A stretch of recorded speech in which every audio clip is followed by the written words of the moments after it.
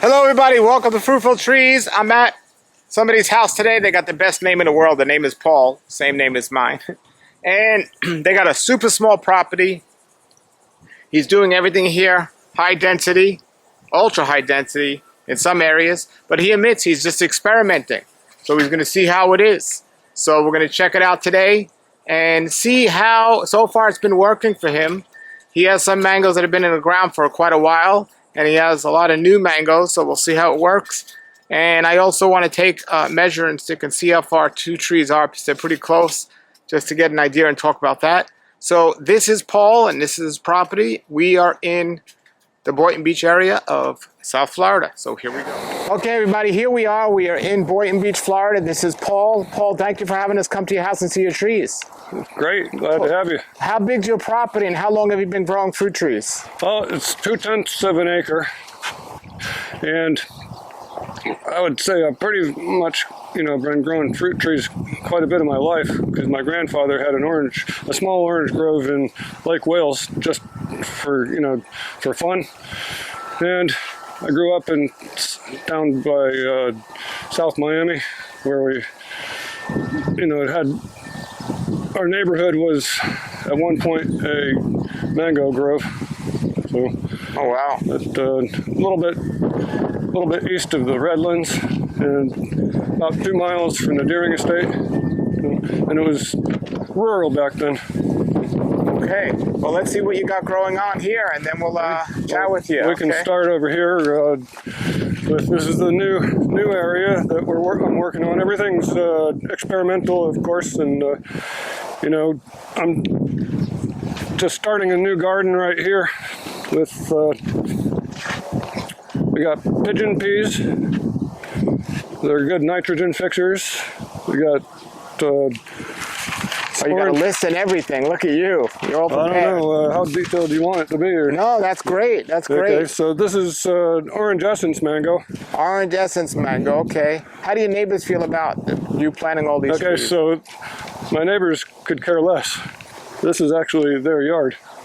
It's their yard. And they don't want to take care of their yard, so they don't care if I plant it out. Now, did you just assume they don't care, or you spoke to them and they said fine? No, they just don't. They don't ever take care of their property. They park in the middle of the lawn and everything. And I just started planting stuff. And if they want some fruit, they can have it. And the next person that buys it, they get a bunch of fruit trees if they, or if they tell me that they want me to take it out, I'll take it out. Sounds good. Sounds good. Guerrilla gardening. Yes. Okay. So you got orange essence and the pigeon peas. Orange essence, pigeon peas. I'd plant the orange essence closer to the road because it's going to be a green mango when it's ripe, and that way people won't steal it as much. I was just going to ask you, do you have any foot traffic here? We have foot traffic, yes. So people just like to walk. So you have a situation like me where you got to be concerned what you plant up front. So that's a wise thing to plant a green mango up front. Very good. Same with the Fairchild right here. Okay. I planted that as well. It's also green when it's ripe, so that the fruit thieves won't be as tempted. Now, I know Fairchild is a smaller tree. Right. Orange essence is medium. Right. How many feet between the two? There's only like probably 10 feet between the two, but I expect at some point I will be removing one, or this one probably will not get enormous.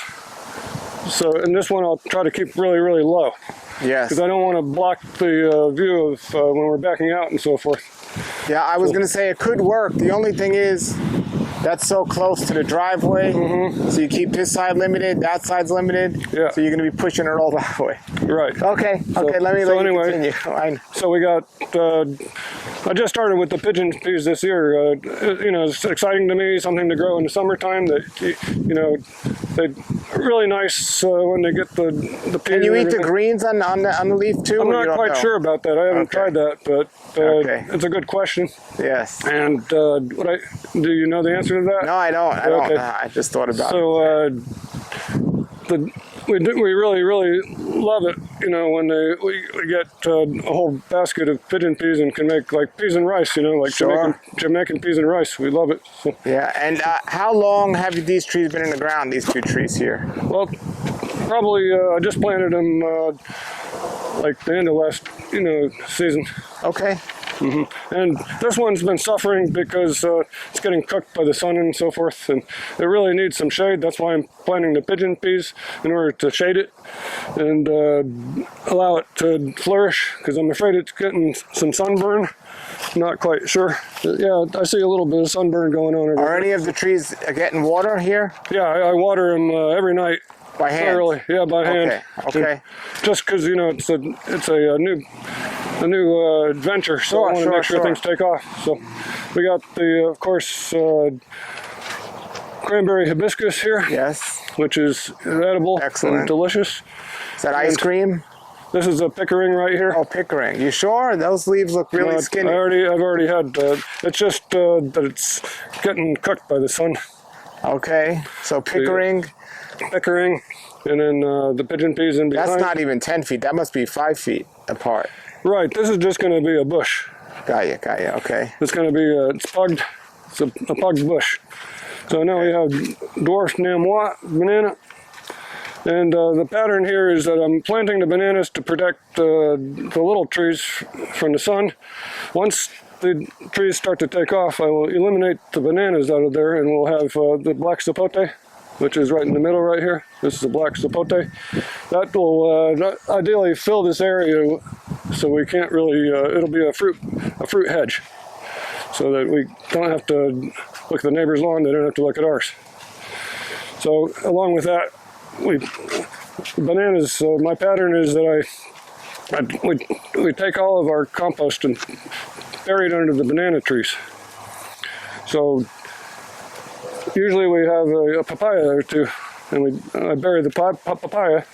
The papayas start coming up, so we're going to have papayas in this area until the black sapote takes off, and then the papayas will be, they don't last that long, so eventually they'll die. The black sapote will fill this area, and the dragon fruit is on the tree. Wow! The first time it bloomed was last night. That's beautiful. The first bloom. I believe it's a red dragon fruit. I mean, whatever, purple. Anyway, it was a find. The neighborhood, somebody said, "Oh, I'm cutting down my dragon fruit. Does anybody want cuttings?" I'm like, "Yes, I would like some cuttings." So I got 40. Wow. So besides that, do a lot of your neighbors grow fruit around here? Oh, yes. There used to be the most wonderful long grand tree right here, which was like a national treasure. And the new neighbors moved in and cut it down. But and then prior to that, I already made a air layer of it. So I have an air layer of that tree that's growing over here. I also have a whole bunch of Hayden, probably a Hayden and a Kit in the background over here. And there used to be a big Valencia Pride right here. Okay. So, and down the street there's a few people that are like crazy fruit growers. Oh, really? Do you know them? No, actually I was trying to get a hold of them, and hey, I see you have your entire yard planted out with mango trees. I'd like to talk to you about that. But yeah, when we leave, show me the direction. I'll go there and check them out. So anyway, I have the dragon fruit growing up all the trees here. This is all experimental. My first time growing dragon fruit, and I'm looking forward to getting some. So I hand pollinated it last night. Nice. So this is a dwarf Cavendish, and this is just, basically once the Namois take off, we'll get rid of the dwarf Cavendish, because it's a fine banana, but it's not the one that we love. So then, of course, along with the burying all the refuse out of the house, we end up with little mango trees growing too, which I can graft onto. Good idea. And over here we have a mulberry, ever-bearing mulberry that my friend gave me. Okay. Some cactuses that I thought I was going to like Nepales, but I don't really like Nepales that much. So anyway, here's another dragon fruit here. Oh yeah, I grafted the yellow onto the red over here. With a couple different places we're trying to get the yellow grafted onto the red. Everything is graftable in the yard. Yeah. And more papaya trees will be coming up over here. So here's the other dragon fruit. And I just planted the pigeon pea next to it because I found out that dragon fruits don't really like full sun. So I planted this pigeon pea to block the dragon fruit a little bit to try to help it out. And then the pineapples here, more pigeon peas, and the dwarf ever-bearing mulberry, which I cloned from another tree over here, which is a little tree. I'll show it to you later. It produces like 2 gallons of mulberries in in the spring. Wow. So this is lemon zest mango. Wow, lemon zest. How old is that? This one's about 5 years old, maybe Lemon 4. zest. Wow. Any problems with diseases? No, because I planted it where it gets the first rays of the morning sun, and it gets the sea breeze as well. So we end up with totally clean fruit. And do you prune this every year?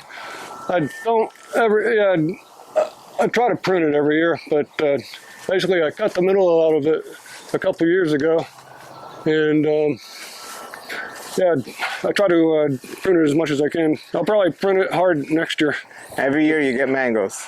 Yeah, we've had, I think I got 30 or 40 lemon zest off of it, but this right here is grafted, multi-graft tree, so this is the orange essence. Okay. Here and over here.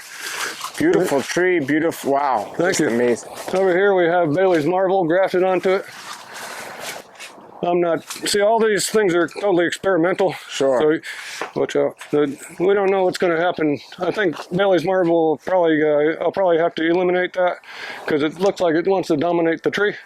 It's a very big mango. It's a very hard growing mango, and I'm not sure that's going to, I'll probably get a few fruit off of it and then end up. Looking beautiful. Okay. Yeah. And then up on the top we have I've grafted, let's see, Phoenix. Yeah, Phoenix on the top. The dead top is Phoenix, and then on the side we have another Phoenix branch. So I was experimenting to see what these things would do. Sure. And it turned out that I love Phoenix. It's a fantastic mango. Oh yeah, I love it too. Equally as good as lemon zest, in my opinion. So that's that for that tree. More pigeon peas over here. We just got a crop of dwarf Brazilian. This is a dwarf Brazilian banana. We just got a big bunch off of it, and I'm gonna eventually. Now it's time for me to. I'm gonna chop and drop this. I'm gonna chop it down, chop it into pieces, and put it on around the banana plant to help with mulching. So now, at one point, I did have a lychee right here.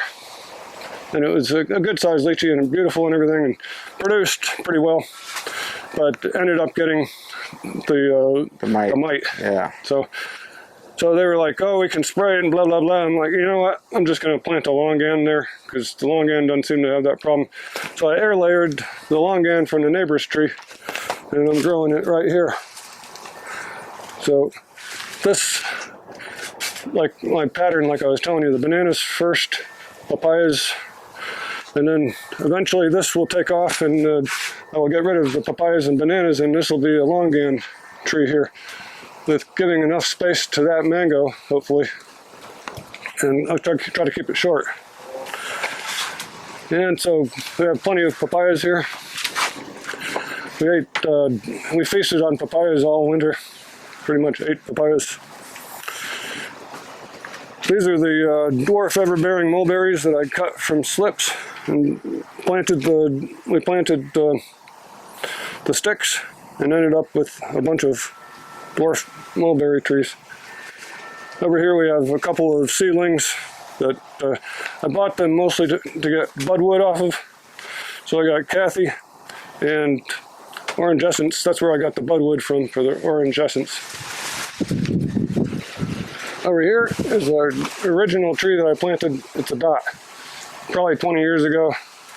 Obviously named after the nursery grower Lawrence Sill's mother. Yeah. And to me, when it first started growing, the dot was the best mango I had ever tasted. So I planted that right away, and I haven't top worked anything onto it. And occasionally I will sell. The quality of the fruit is so good that occasionally I'll sell them to the major groves. So you're still loving the dot? Pardon? You're still loving them? I still love the dot. Good. It's probably my top 5 mangoes, but apparently the other groves have gotten rid of the dot as a commercial mango for whatever reason, because it doesn't ship very well, and when it gets really, really ripe, it's not a good mango. But you have to eat it when it's a little bit underripe. So I think the groves have top worked their trees to other things. So now, when I get a good crop, I can sell them to the groves for like $3 a pound. Yep. How often do you prune this dot tree? Every year. Okay, I see the middle's open. Yeah, I cut the middle open. Very nice. Last year, a couple years ago, and I'm trying to get that open canopy look. I'll probably have to trim back some of the branches in here to let some light in. No, it looks great. Good job. And over here we have Jamaican cherry. We've got a few of them on there. Nice. It's a nice tasting tree. Have you tried it before? Oh yeah. I see your neighbor has a tree. Is that a black sapote? Okay, so no, this is the good part. My neighbor has these avocado trees. That's avocado. Yeah, she hates avocados. So I get all of her avocados, and sometimes I get like 50 of them off of this one tree. And then there's another one over here. I get like, a few dozen off of that tree. Now, do you know what kind they are? No, I'm thinking they get ripe in February. So let's see. I had a name for them. One that would be ripe in February. I forgot what it was though. But I don't know any that are ripe in February or January. But anyway, I'll think of it in a minute. Oh, January. I see. January. There's a bunch it could be. I'll think of it in a minute. All right. But anyway, very convenient for you. Okay, yeah, good. It's very, very good. It hangs into my yard, and I get all the fruit. And she encourages me to go into her yard and pick them because they don't fall on her pool enclosure. That's a good neighbor. I try to be helpful. Yes. So anyway, this is a red custard apple. Nice. And so eventually, this will be cut back really, really small and try to contain it because these things go wild. And the custard apple will fill this area. Yep. In a perfect world. And here we have, let's see. We have a dragon fruit in the corner here, which was my first dragon fruit that I planted. It's a yellow variety dragon fruit. Have you gotten fruit off it? I have not. This is like probably a year and a half that it's been in the ground. So I think next year we'll get fruit. And I'm also taking scions from that and grafting them onto other ones. And you know what this is? Tamarind. Tamarind, okay. Sweet or no? I don't know yet. I grew them from seed. Okay. I just stuck them in pots and now they're stuck in the ground. So maybe we'll get a tamarind one day. I don't know. Maybe. Over here we have the Marcus pumpkin avocado. Okay, good sized tree. You kept it. Good. Yeah, it's always skeptical whether I'm going to cut it down or not because some people say the Marcus pumpkin, it doesn't have the flavor and so forth. But this year it's producing pretty good, so I guess it gets to stay another year. Yeah. But somebody's going to give me an Oran Negro shortly, so I might be replacing it with an Oran Negro over here. I tried grafting some stuff onto it, but it didn't really work out. I might have to cut it down a stump and let it pop out and then graft onto it. So This is the Catalina avocado. This is my favorite avocado. Wonderful. Big Florida avocados. Nice. And they're in season. In a couple of weeks, they'll be in season. Well, yeah, I think October is when I let them. Catalina, that's very nice. I have a tree, and I like that avocado. Otherwise known as the Cuban avocado, I believe. Yes. But I grew up on that kind of avocado, and you know, people disrespect it and everything because it doesn't have the nutty flavor. I think it tastes fantastic, and I just love it. So it's staying. Over here we have another dragon fruit that's growing up the palm tree with an orchid on top. Papaya, yellow crunchy jackfruit is going to fill this space. Eventually I'll get rid of this papaya, and these ornamental will go away, and the jackfruit will just fill this space. Over here we have it's a Floragon. I planted, so back in the day, my neighbor across the street was an avid gardener. He gave me a sprout, a mango sprout. Two mangoes growing together, and he had them intertwined. He thought that was really cool. And I'm like, you know, one of them is going to kill the other anyway. So anyway, he's like, there's a little seedling, and he's like, why don't you plant it? I'm like, I don't want to wait 15 years for a fruit, 10 years for a fruit. So begrudgingly, I planted it. So it grew and grew and grew and grew. And I was like so excited. I think 7 years it was in the ground. It was getting big. And I'm like, this year it's going to fruit. I hope it fruits. So it fruited. I was so happy. And then I tasted the fruit.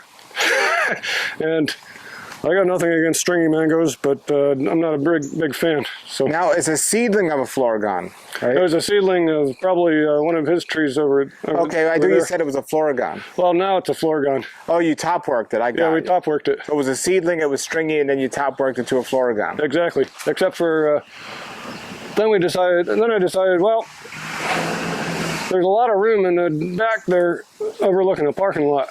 So we might as well make use of that space and let the tree expand into it with vigorous varieties. So on the top right, I top worked, Sweetheart, and then Pineapple Pleasure in the middle, St. Maui, Karen, and now I've just I'm throwing a whole bunch of scions on. I cut it back radically this year. I cut the middle out. I had to paint it to protect from the sun burn. And now I'm throwing onto the new shoots that are coming out, I'm throwing a bunch of things onto it to see what sticks. So I've got dwarf Hawaiian right here, which the scion's still green. Maybe it'll grow. I don't know. Pickering is right here. Two of them are taking off already. I have orange sherbet up on the top there. Fairchild is starting to push. So you got a lot on this tree. Dwarf Hawaiian over there. Then, let's see. Sugarloaf over here. I just grafted like 3 sugarloafs over here. And we're going to see what sticks. And obviously the sugarloafs are planted underneath the power line on the lower branches, so that once it grows up, sugarloaf is not vigorous. So it'll stay short enough to stay away from the power lines. That's what I'm doing. Is mostly the ones that are potential for going into the power lines. I'm using more dwarf type mangoes, and on the back I'm planting grafting more vigorous things. So you said a parking lot's behind there? Yeah, parking lot. Public parking lot? No, for just the townhouses or whatever. Got you. So, okay. But I have had fruit thieves come and try to rob the tree, but I caught them. And, well, it's theirs if it's on that side. Well, the fruit thieves didn't even live here. they were coming and they were going to take the fruit and they were going to sell them at the market up there. You know, they're robbing trees. So I mean, so what happens is you're right that it's a communal thing. The fruit on that side of the tree. Actually, anybody that lives around here, I give them fruit. But I make sure that it's ready, it's ripe, it's going to be a beautiful fruit. I don't want people coming and taking it when it's not ready and everything. And if they want to take it and when it's green for pickling or whatever, they can. But everybody in the neighborhood right here is welcome to mangoes.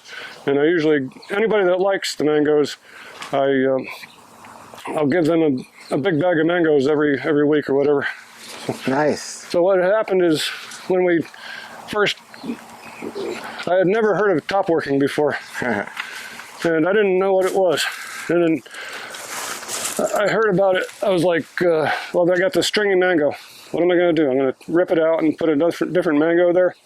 Like, maybe I could do something with it. And I heard whisperings about top working. I'm like, well, how do I top work a mango? So Har.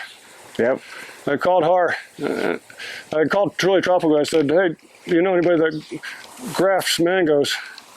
Because I don't want to do it myself. I want it to work the first time. I want mangoes quickly out of this.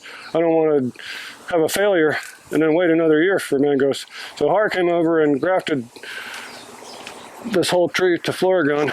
Just like, I cut it off and we had 6 twigs come out that were Florigon that we grafted on, or 8 twigs that, and then we got 100% graft rate.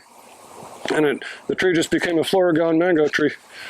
So then I watched him do it, and I said, that doesn't look like rocket science. I think Did he show you how to do it when he was doing it? Well, I was watching him. He didn't really show me, but he was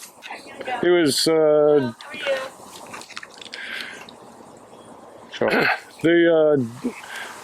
I was handing him the budwood. I was handing him the stuff. You were right there watching. I was right there watching it, and I said, I can do that. And then I tried it over here on another tree, and I had I had 100% success rate on the first try. I'm like, I am a grafting wizard. I can graft anything. And then, so I had 100% graft rate, for 6 scions. I was so excited. I grafted 20 more, and everything died. Because I did it at the wrong time of year. Yeah. Something wasn't right, So that was my beginning of my grafting experience. Over here we got more papayas. So this one was, this papaya came from this papaya over here. I'd air layered it to make it shorter. I'll show you the air layering over here. But anyway, then it worked. Shorter papaya. At least I don't have to get on a ladder to get the papayas down. This is a PPC Adamoya, and I know it's being crowded by this banana tree. As soon as this one fruits, I'll cut it down and we'll have more space. And I'll probably cut out this papaya also, and give this Adamoya more space because it's one of our favorite fruits. These are dwarf Namois. This was the original dwarf Namois area, and that's our favorite. Here's the one we just air layered. I just air layered another branch right off of this, but this one was way tall before I air layered it. Now it's reachable again. Pigeon peas, dragon fruit over here. This is from the same batch of dragon fruit that I got off of the street. Then we have another topwork tree. It's started out as a kit.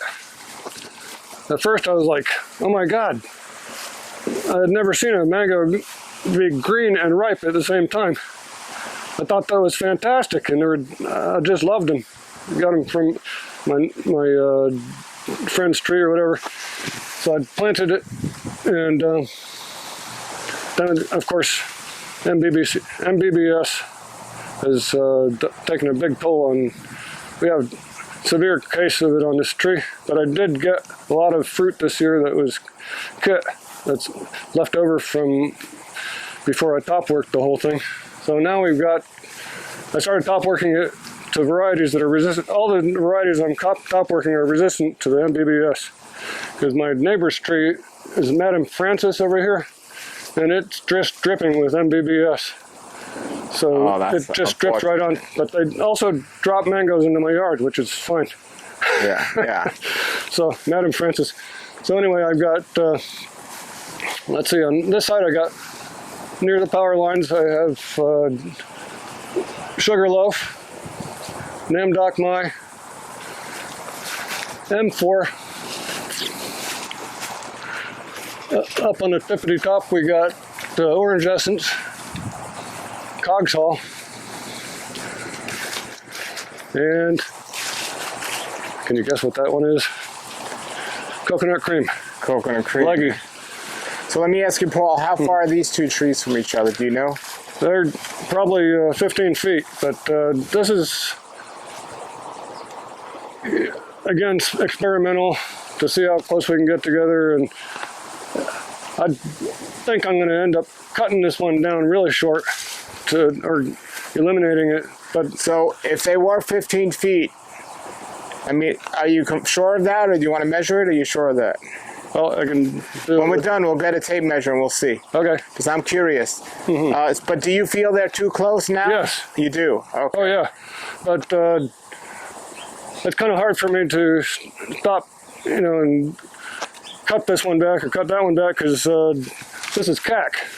I grafted cack onto this. Wonderful. And it's a wonderful mango. And it's spilling out into his yard, which...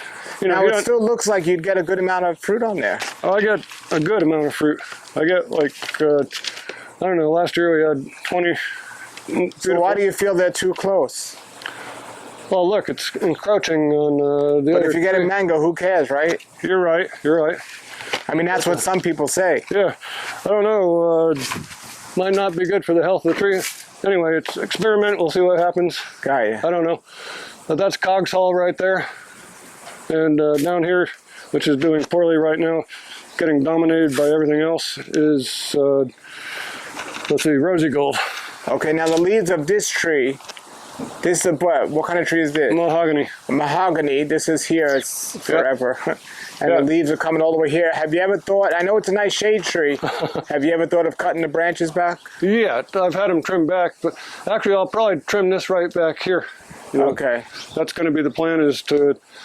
I definitely don't like it encroaching upon the mangoes. So you like it for a shade tree, right?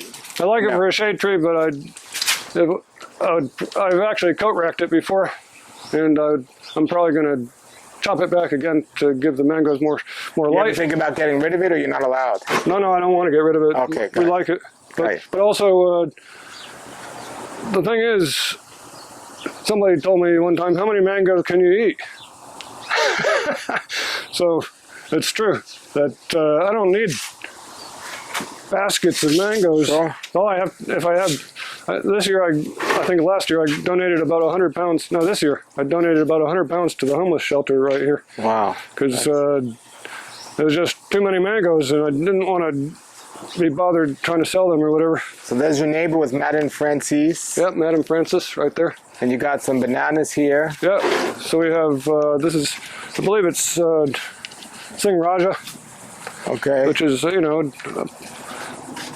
it's one of our favorites. It's a light producer, but it's one of our favorites. Okay. Probably would do better if I fertilized it a little bit more. But we do bury all the food scraps. And whenever I have, we put all the food scraps into a container in the freezer. And then when I'm ready, they start to overflow or whatever, I take them out and I decide which plant I want to plant them under. Because, the Adamoya, it likes the food scraps. It likes a lot of mulch. The bananas love it. So, anyway, that's a good source of nutrition for them. Okay. There's another rack. Another rack starting here. Yep. The I think it's Singh Raja or Raja Puri. Then we have... Now your neighbors have a bunch of trees too, right? Big trees? Yeah, they're all Haitian stringies. Okay. Over here we have, let's see, probably a, some sort of anona that's just popping up. But I'll probably end up, getting rid of that. Get this is the ideal thing I want, the soursop right here. The soursop is going to take over this area. Sure, this is the plan. It's real estate for the soursop. This is the soursop area because they can do okay in some shade, I understand. And of course we have, let's see, the passion fruit vine, which is being destroyed by the butterflies, which is fine. What is it? The zebra butterfly, not daggerwing, not daggerwing. Anyway, it's the Florida frittering. Yeah. Frittering butterflies, and then ideally gonna, come back after it's been destroyed by the butterflies. I allow it to be destroyed by the butterflies every year. So that's your vines, your passion fruit vines? Passion fruit vines, it's being decimated by the butterflies, but I don't mind. It's that's part of the plan. We get lots of beautiful butterflies from it, and occasionally we get a passion fruit. So here we have a little cocktail tree. So these are all in pots now. This is all your area in pots. Yeah, this is the potted plant area. Over here we have star fruit. This is ideally going to take over this area here, the star fruit. That's the plan. They can grow in some shade, apparently.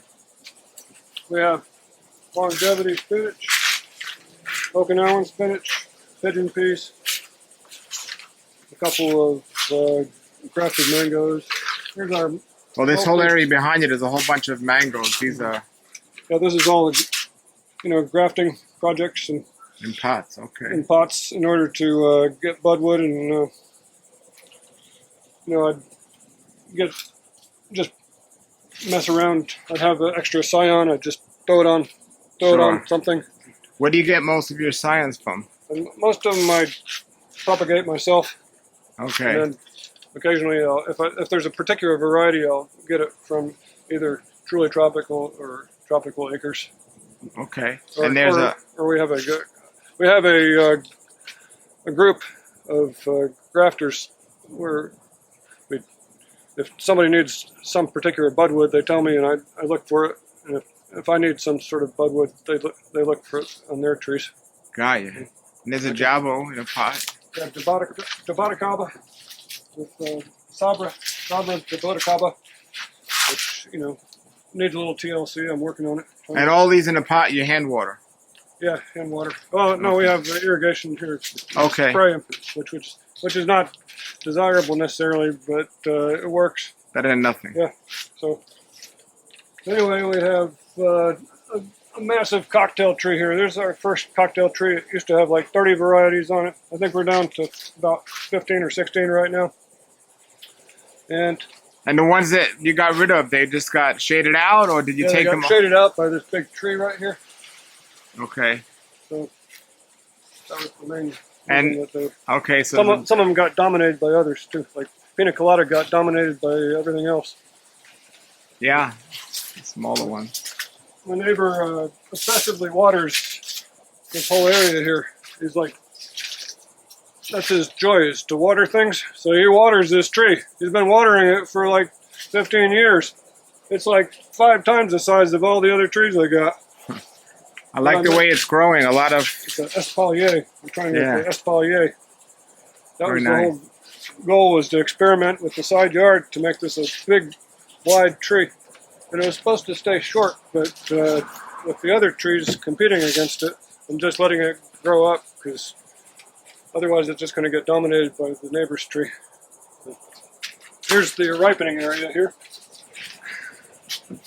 We have lots of good-looking stuff. Are these from your trees? Well, these are from Truly Tropical. We got Venus, Malika, Himsagar.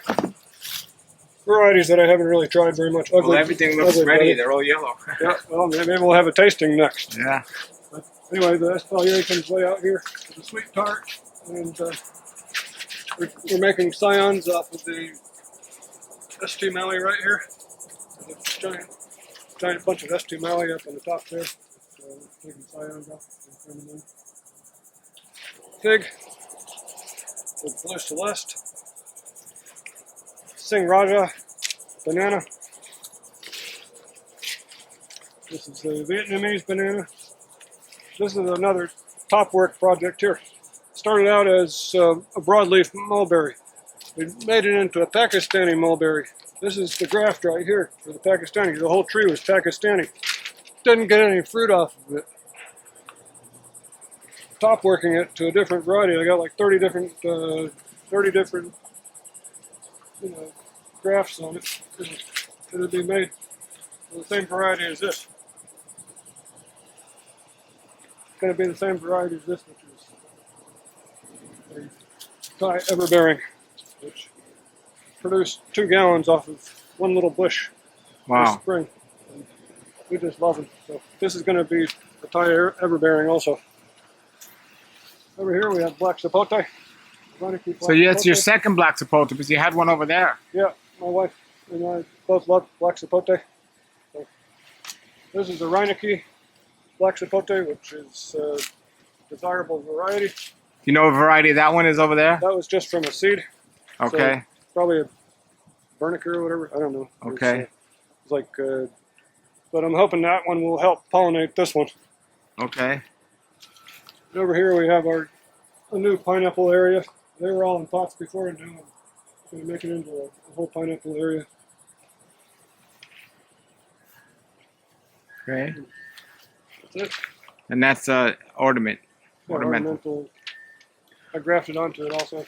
All right. Well, thank you very much for showing us around your property. It looks great. Thank you. Yeah, thank you, It's a Paul. pleasure. Thank you, Paul. If anyone has any question, post them below. Paul's property is how big you said? About 2/10 of an acre.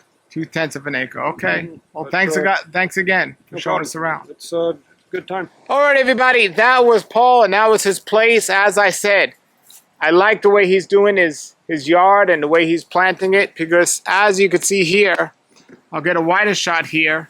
He left some area empty, which is great because he can enjoy his backyard, and it's not literally a forest. And so I like the way he did it.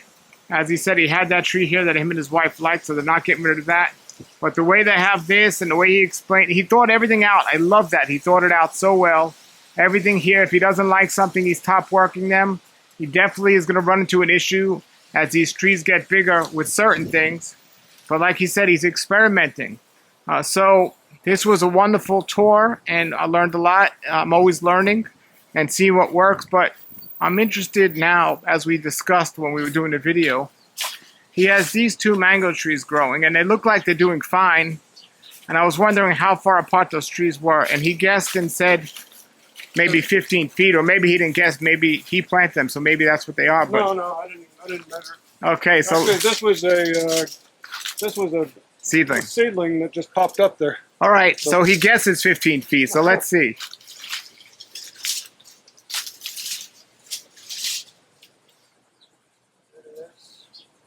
Uh-oh. It's only 9 feet. 9 feet. Wow.